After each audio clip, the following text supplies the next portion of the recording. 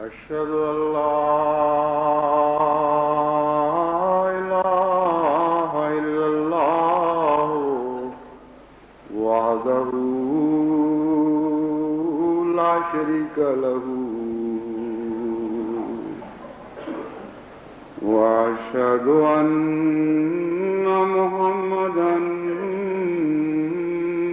عبده ورسوله أما بعد فأعوذ بالله من الشيطان الرجيم بسم الله الرحمن الرحيم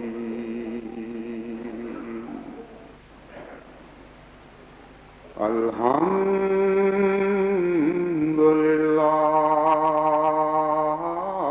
رب العالمين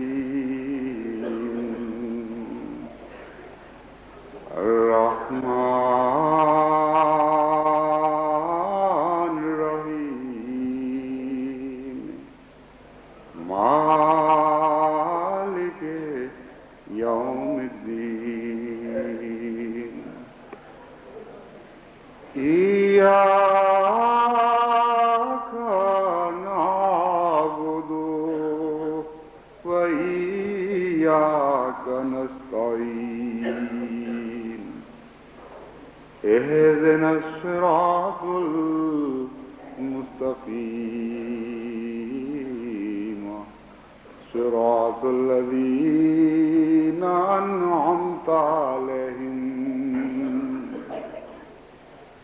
غير المغضوب عليهم ولا الضالين۔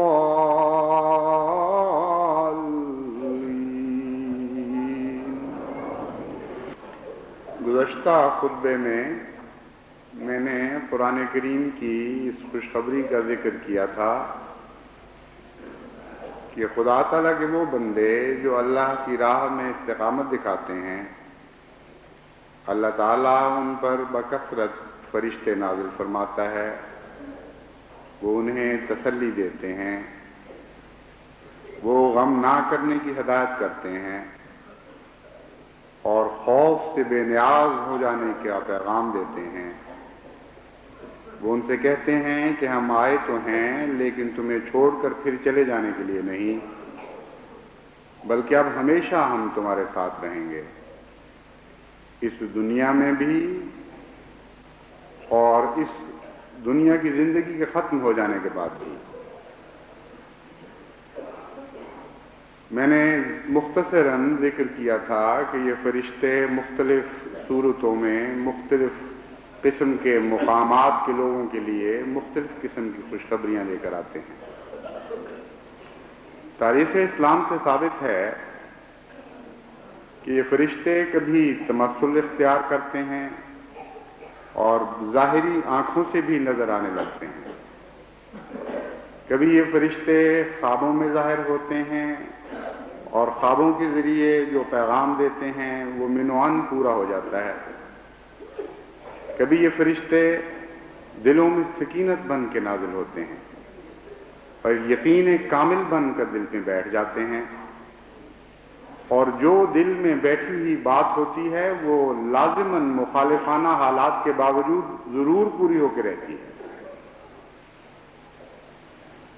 حضرت صلی اللہ علیہ وآلہ وسلم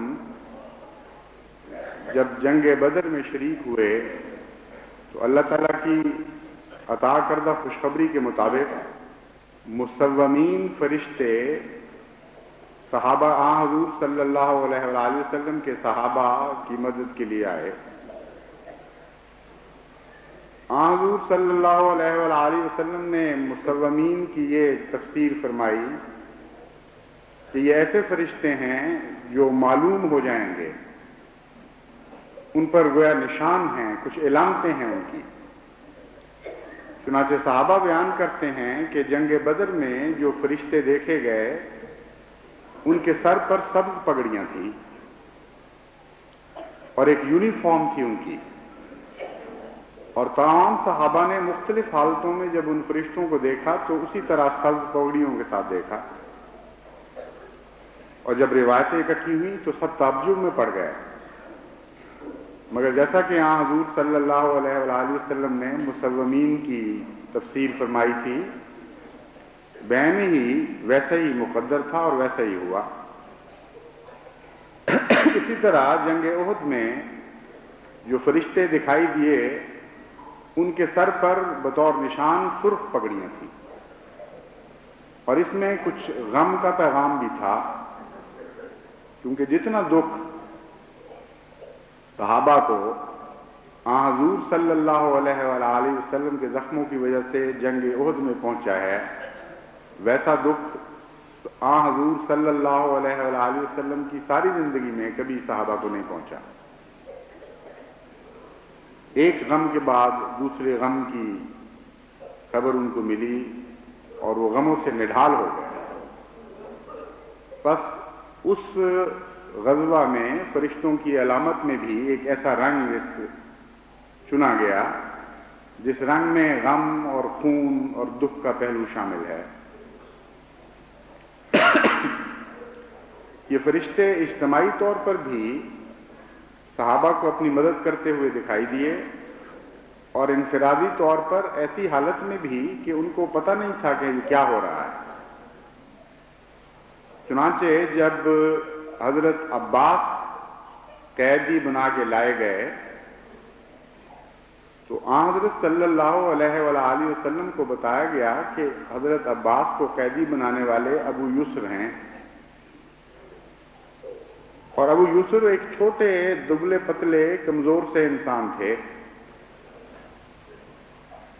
اور شاید ان کی کنیت میں بھی اسی طرف اشارہ تھا۔ یسر کا مطلب ہے آسانی، تو یہ آسانی کا باپ ہے، ہلکا پھلکا آسان سا آدمی ہے، ہر آدمی اس سے نپٹ سکتا ہے۔ حضرت صلی اللہ علیہ وآلہ وسلم نے تعجب سے ابو الیسر کو مخاطب کر کے فرمایا کہ اے ابا یوسف، تم تو بہت کمزور اور ہلکے سے آدمی ہو، اور عباس بڑے مضبوط اور لہیم شہیم اور توانا اور بڑے جنگجو انسان ہیں، تم نے ان کو کس طرح قابو کیا؟ مجھے سناؤ۔ تو ابو یوسف نے کہا کہ یا رسول اللہ، میں نے کہاں قابو کیا تھا، یہ تو ایک آدمی آیا تھا بڑا مضبوط اور طاقتور، اس نے ان کو پکڑا، قابو کیا اور باندھ کے میرے سپرد کر دیا، تب میں لے کے آ گیا ہوں، میں نے تو نہیں کچھ کیا۔ رسول اللہ صلی اللہ علیہ وسلم نے فرمایا کہ اس کی نشانیاں تو بتاؤ، کس قسم کا آدمی تھا؟ انہوں نے عرض کیا کہ یا رسول اللہ، نہ میں نے کبھی پہلے دیکھا نہ بعد میں دیکھا، ہاں علامتیں اس کی یہ تھیں۔ تو حضور اکرم نے فرمایا ایک ملک کریم نے تمہاری مدد کی تھی، ایک معزز فرشتہ تھا جو خدا تعالیٰ نے تمہاری مدد کے لیے اتارا تھا۔ تو واقعتاً فرشتے تمثل بھی اختیار کر لیتے ہیں، اور بظاہر انسان کی شکل میں نظر آتے ہیں، جیسا کہ حضرت مریم کے متعلق فرمایا فَتَمَثَّلَ لَهَا بَشَرًا سَوِيًّا، فرشتے نے مریم کے لیے ایک نہایت ہی خوبصورت متوازن جسم والے انسان کا روپ دھارا اور اس کا ظاہر ہوا۔ حضرت صلی اللہ علیہ وآلہ وسلم کی زندگی میں مختلف وقتوں میں صحابہ نے ایسے نظارے دیکھے۔ چنانچہ ایک مرتبہ حضور اکرم صلی اللہ علیہ وآلہ وسلم مجلس میں تشریف فرما تھے، تو ایک اجنبی نووارد مجلس میں حاضر ہوا، السلام علیکم کہا اور کچھ سوالات کیے اور اجازت لے کے چل پڑا۔ صحابہ بہت متعجب ہوئے، کیونکہ وہ باہر سے آیا ہوا شخص تھا، لیکن اس کے چہرے پر کوئی تھکن کے آثار نہیں تھے، کوئی خاک نہیں تھی، کوئی کسی قسم کی سفر کی علامتیں نہیں تھیں، اور صاف ستھرے پاکیزہ کپڑے پہنے ہوئے تھے۔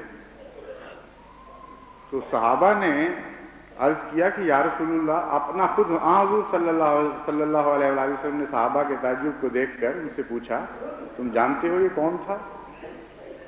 انہوں نے عرض کی کہ یا رسول اللہ، ہمیں تو علم نہیں۔ انہوں نے کہا یہ جبرائیل تھا جو تمہیں تعلیم دینے کی خاطر مجھ سے سوال کر رہا تھا۔ چنانچہ بعض صحابہ نکلے باہر اور دور تک گلیوں میں دیکھتے رہے، لیکن کسی انسان کا کوئی نشان نہیں ملا۔ تو صحابہ جو آئے ایک دفعہ، پھر انہوں نے ساتھ نہیں چھوڑا، اور صحابہ کے ساتھ حضور اکرم صلی اللہ علیہ وآلہ وسلم کی زندگی کے بعد بھی ان کی ولایت کا تعلق جاری رہا، انفرادی طور پر بھی اور اجتماعی طور پر بھی، کیونکہ صحابہ بے حد منکسر مزاج تھے، خوف کھاتے تھے کہ کہیں ان کے تعلق کی اطلاع دوسرے پا کر ان کے مقام کے متعلق زیادہ حسن زنی نہ شروع کر دیں۔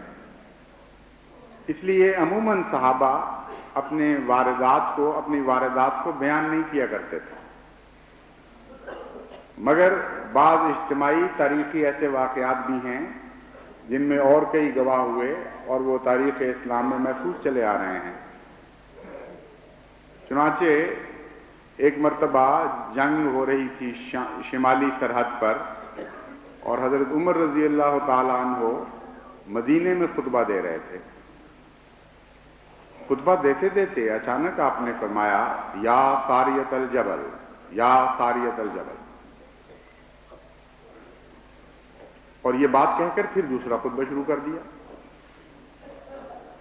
ایک صحابی، ایک حاضر مجلس نے بعد میں عرض کیا کہ یا امیر المومنین، یہ آپ نے کیا بات کہی؟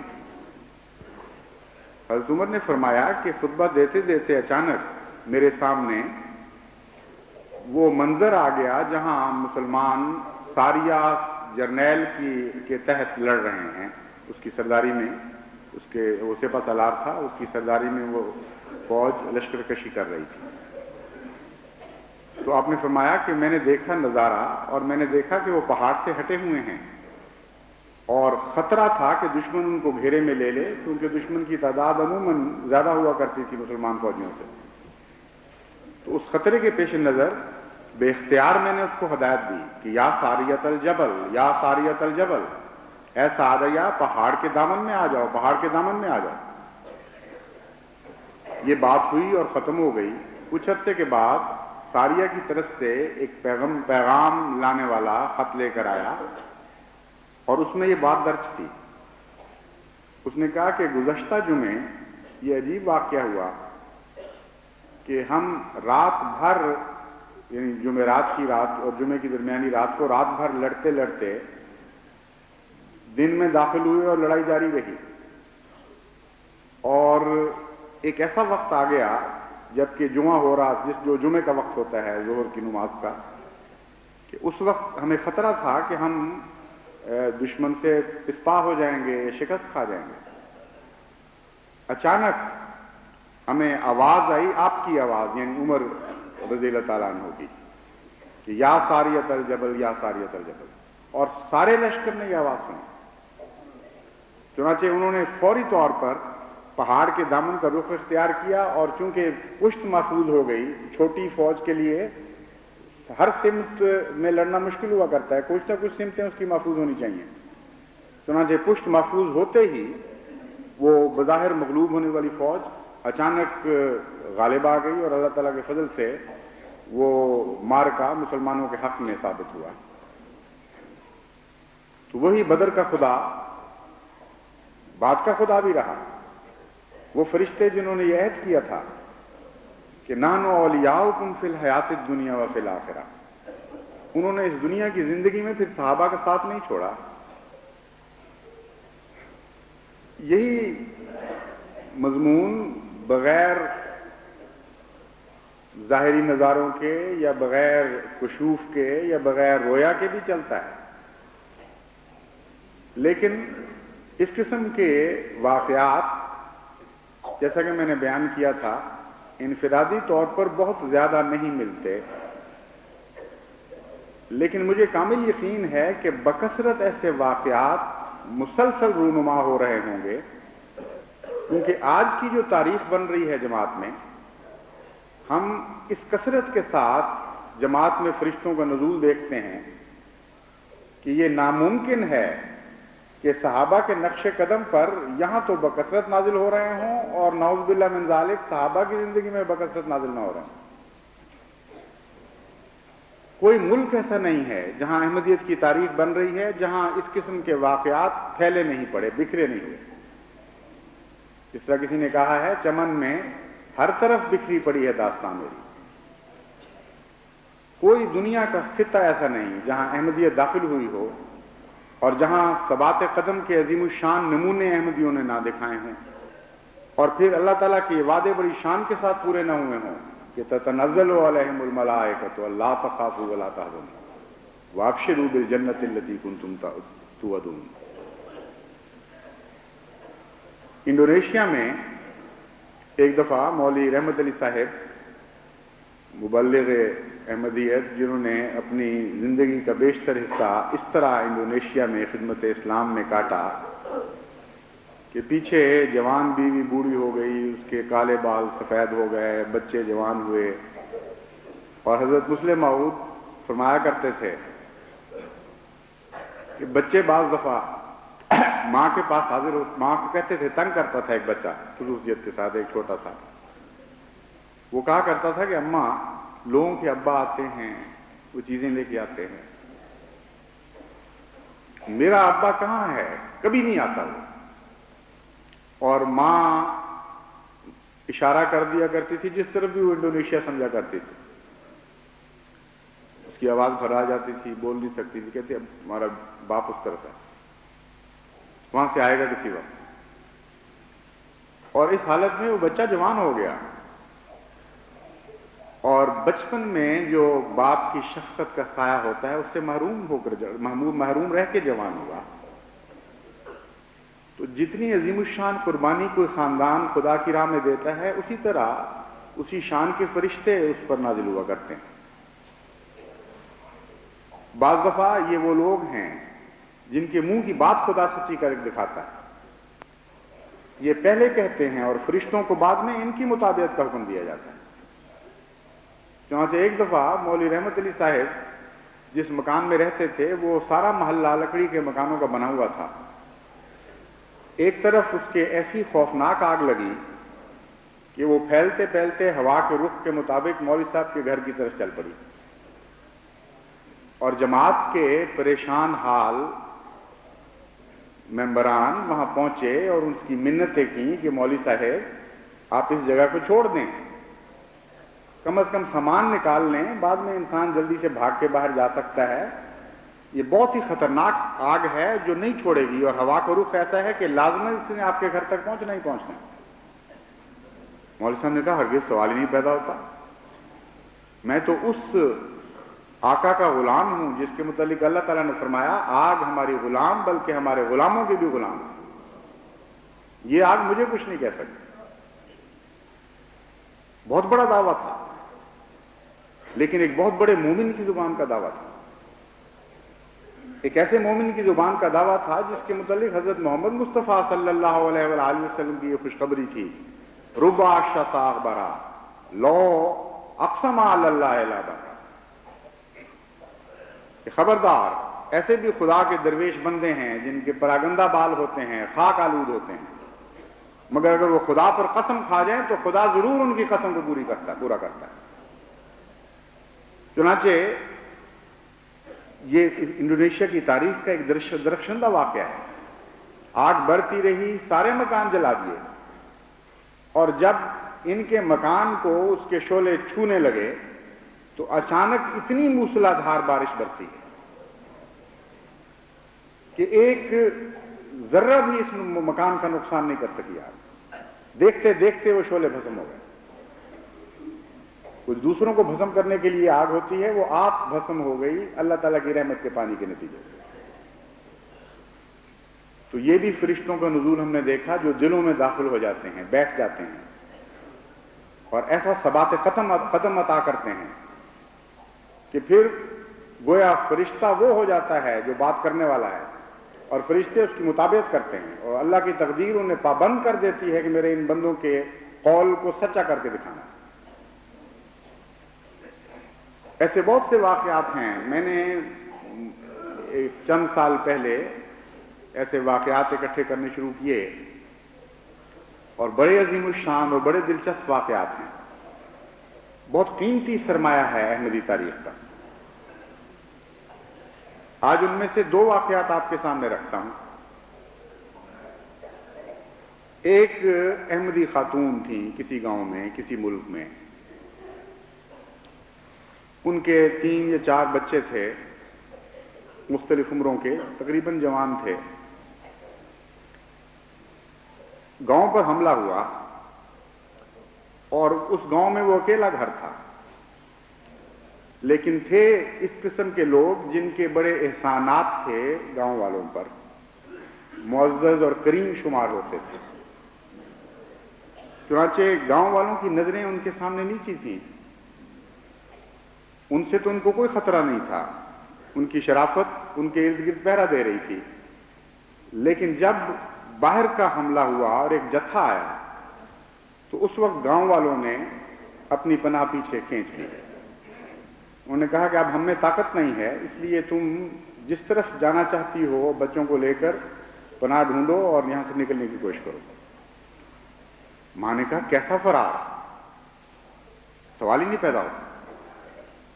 میرے خلیفہ کی آواز مجھے پہنچی ہے، خدا کے خلیفہ کی آواز میرے کانوں تک پہنچی ہے کہ اپنے گھروں میں بیٹھے رہو اور نہیں جانا یہاں سے.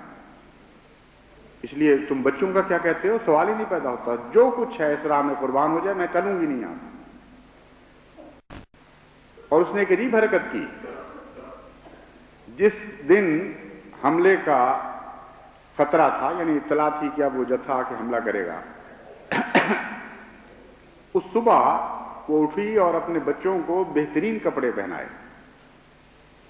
جو عید وغیرہ کے موقع پر یا شادی بیاہ کے موقع پر پہنائے جاتے ہیں. پھر اس نے سیویاں پکائیں جو دیہات میں عموماً عید کے موقع پر پکائی جاتی ہیں، اور بچوں کو خوب سجا بنا کر خوب اچھی خوراک دے کر اس نے کہا کہ دیکھو بچوں، حملہ ہونے والا ہے. تم 4 جوان ہو میرے، تم میں سے ایک بھی اگر زندہ پیٹھ دکھا کر واپس آیا تو میں اس کو کبھی اپنا دودھ نہیں بخشوں. جس طرح میں نے تمہاری عید بنائی ہے، تم میری عید بنانا، اور خدا کی راہ میں جانے دینا ہنستے ہوئے، مسکراتے ہوئے، اپنی چھاتیوں پر وار کھاتے ہوئے، پیٹھ پر نہیں. اس طرح اس نے اپنے 4 جوان بیٹے خدا کے حضور پیش کر دیے. لیکن تتنزل علیہم الملائکہ کا وعدہ اس شان سے اس کے حق میں پورا ہوا کہ وہ گاؤں کے قریب آ کر مختلف دیہات کا جتھا ایک ایسی اغوا کے نتیجے میں لوٹ گیا کہ جس کی کوئی بھی حقیقت نہیں تھی. ان کو یہ خبر پہنچی کہ یہاں جو احمدی خاندان ہے اس کے بہت سے ساتھی بھی ہیں اور بہت ہتھیار بند ہیں اور بڑے بڑے خطرناک ہتھیار ان کے پاس اکٹھے ہوئے ہیں. اس لیے ان کے 4 مارے جائیں گے، تمہارے 100-150 مارے جائیں گے. اب اگر تم یہ دیکھ کر حملہ کرنا چاہتے ہو تو کرو. لیکن وہ واپس لوٹ گئے. بڑے بہادر لوگ ہیں وہ لڑنے والے جس علاقے کی میں بات کر رہا ہوں. یہ ان کے دل کا خوف نہیں تھا، یہ اللہ تعالیٰ کے فرشتے تھے جو ان کی باغیں موڑ رہے تھے. جب خدا کے فرشتے کسی قوم کی باغیں موڑ دیا کرتے ہیں تو ان کو استطاعت نہیں ہوتی اس رخ پر چلنے کی. ایک قصبے میں ایک احمدی خاتون تھیں، بیوہ اور اکیلی. ان کا بچہ بھی کوئی نہیں تھا. ارد گرد جب مکان جلنے شروع ہوئے، لوٹنے شروع ہوئے احمدیوں کے، تو ان کے دل میں بڑی حسرت پیدا ہوئی. انہوں نے کہا کہ یہ میری طرف رخ نہیں کر رہا ہے، کہیں میرا ایمان تو کمزور نہیں کہ خدا مجھے آزمائش میں نہیں ڈال رہا. ایسی بے قرار ہوئی کہ باہر نکل کر چوک میں واویلا شروع کر دیا کہ او ظالموں، تم نے میرے ایمان میں کیا کمزوری دیکھی ہے جو مجھے نہیں لوٹ رہے. میں بھی احمدی ہوں، خدا کی قسم میں احمدی ہوں، میں سچا سمجھتی ہوں اسے معاملے. اس لیے باقیوں کے گھر لوٹ کے ان کے دل ٹھنڈے کر رہے ہو، میرا گھر بھی لوٹو. اس سنجیدگی کے ساتھ، اس خلوص کے ساتھ اس کے دل کی یہ چیخ نکلی کہ چند دن کے بعد حملہ ہوا اور سارا مکان اور سامان سب کچھ جلا کے خاکستر کر دیا گیا، کھڑکیاں توڑ دی گئیں، شیشے دروازے سب جلا کر خاک کر دیے گئے، اور تقریباً گھر ملبے میں تبدیل ہو گیا۔ اس عورت کی جان بچائی۔ مختلف قسم کے حملے ہوتے ہیں، بعض دفعہ انسانی شرافت ایک حد سے آگے نہیں جاتی، یعنی انسانی ظلم ایک حد سے آگے نہیں بڑھتا، چنانچہ ان لوگوں نے اس گڑیا کے اوپر حملہ نہیں کیا۔ اس واقعہ کی کچھ دیر کے بعد وہ بڑی خوش تھی، بڑی مطمئن تھی۔ اس نے بلکہ یہ بھی اس کے متعلق آتا ہے کہ وہ اتنا اس نے خوشی کا اظہار کیا کہ ایک پوچھنے والے نے کہا کہ بی بی تو پاگل ہو گئی ہے؟ اس نے کہا پاگل نہیں ہوئی، میں نے دیکھا ہے میرا فلاں رشتہ دار تھا، وہ فلاں سن میں لوٹا گیا تھا اور چھوٹا سا تھڑا ہوتا تھا، چھوٹی سا اس کا کاروبار تھا، اب وہ لکھپتی ہے، تو میں نے تو اس خدا کے فضل نازل ہوتے دیکھے ہیں، میں اس لیے خوش ہو رہی ہوں کہ مجھ پر بھی خدا کا کوئی فضل ہونے والا ہے۔ اس کا ایک گمشدہ بیٹا تھا جو کئی سال سے کہیں جا چکا تھا اور لاپتہ تھا۔ اس واقعہ کے تھوڑی دیر کے بعد وہ گمشدہ بیٹا اس حالت میں آیا کہ اس نے باہر بہت دنیا کمائی ہوئی تھی۔ اول تو ماں کے لیے سب سے بڑی دولت اس کا بیٹا ہی ہوتی ہے جو گم ہو چکا ہو، لیکن اسی دولت پر خدا نے اکتفا نہیں کی۔ اس نے آ کے مکان کو دیکھا، اس نے کہا اماں میں تو یہ سوچ کے آیا تھا کہ تیرا پرانا مکان ڈھا کے اپنی ماں کو نیا مکان بنا کے دوں گا اور اپنے دل کی تمنائیں پوری کروں گا۔ اللہ کا کتنا احسان ہے کہ مجھے خرچ نہیں کرنا پڑا اس مکان کو برباد کرنے پر، دشمنوں نے خود کر دیا۔ اب کم پیسہ لگے گا میرا اس کو ڈیمولش کرنے پر، اس کو ختم کرنے پر، اکھیڑنے پر، اور پھر اللہ تعالیٰ نے فضل فرمایا، اس جگہ اس کو بہت ہی پیارا اور اچھا گھر اس کو بنا کے دیا۔ اس کثرت کے ساتھ یہ واقعات ہیں، محفوظ بھی اور غیر محفوظ بھی۔ کچھ اجتماعی شکل میں مسودات میں پڑے ہوئے ہیں، کچھ بے شمار جماعتوں میں پھیلے پڑے ہیں۔ ان واقعات کے بیان کا مقصود یہ ہے کہ جماعت کے پاس یہ امانت ہے، اور خطرہ ہے کہ اگر اس امانت کی آج حفاظت نہ کی گئی تو یہ ضائع ہو جائے گی۔ یہ آپ کی اولادوں کی امانت ہے، آپ کے مستقبل کی امانت ہے، اور ان قربانی کرنے والوں کی امانت ہے جن کا نام زندہ رکھنا ہمارا فرض ہے۔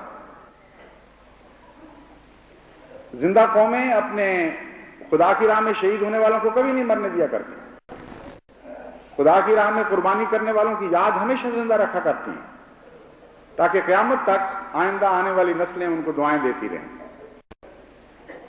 اس لیے جس احمدی کے علم میں اس قسم کے واقعات ہیں وہ نظام کے تحت معین شہادتوں کے ساتھ مرکز سلسلہ کو بھجوانے کا انتظام کریں۔ اس میں صبر اور استقامت کا پہلو بھی ہو، ایسے واقعات چاہیے، اور پھر نزول ملائکہ کا پہلو بھی ہو۔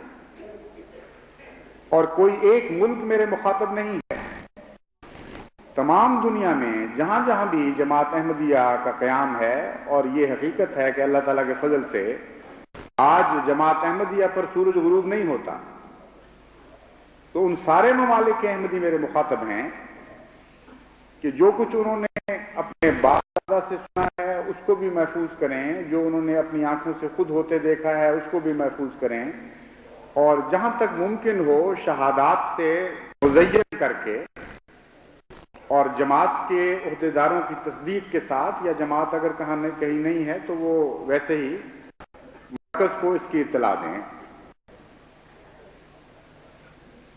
اور یہ دعا کریں کہ اللہ تعالیٰ حاسدین کے شر سے ان کو محفوظ رکھے۔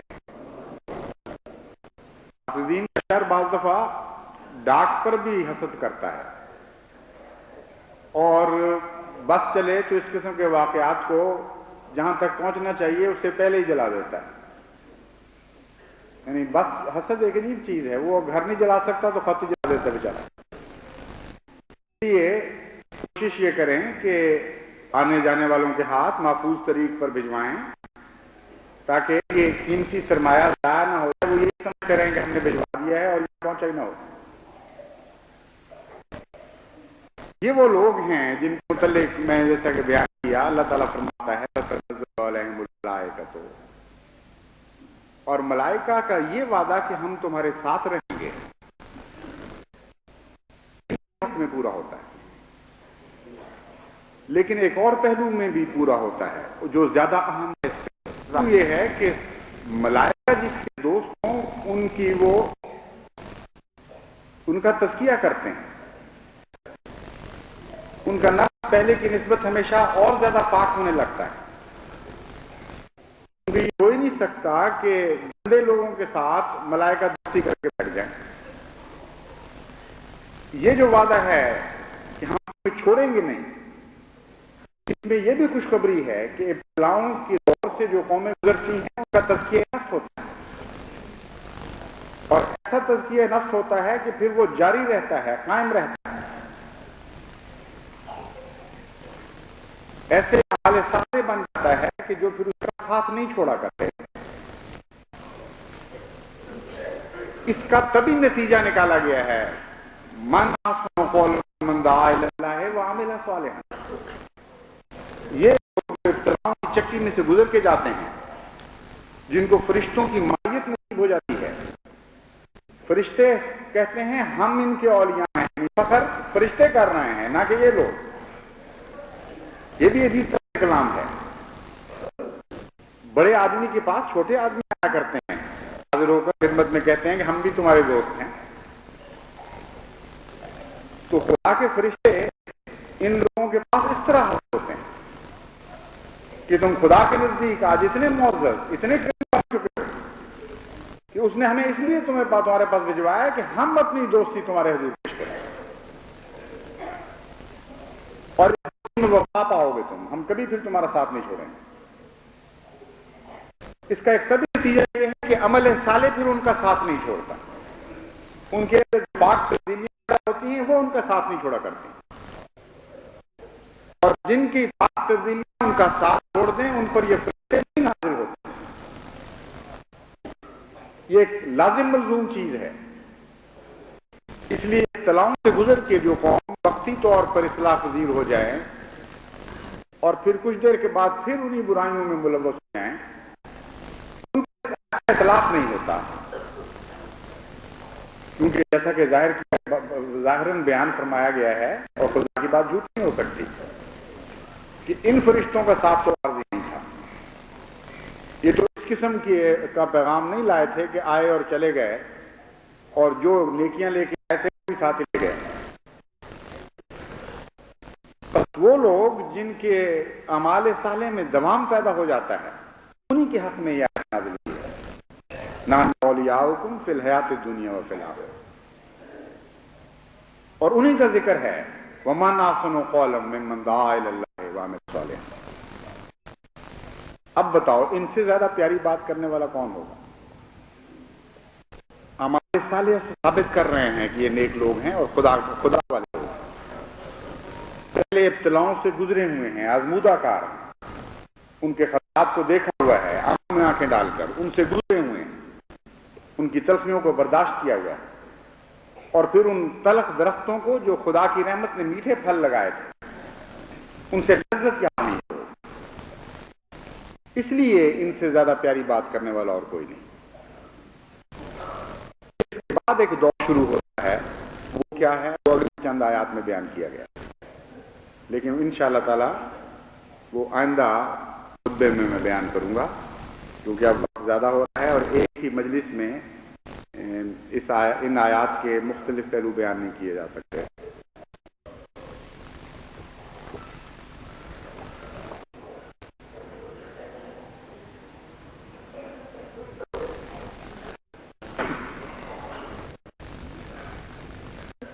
الحمدللہ نحمدہ ونستعینہ ونستغفرہ ونؤمن بہ ونتوکل علیہ ونعوذ باللہ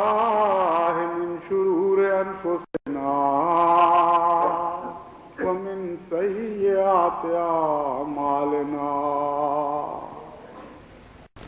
ومن يهد الله فلا مضل له ومن يضلله فلا هادي له ونشهد أن لا إله إلا الله وحده لا شريك له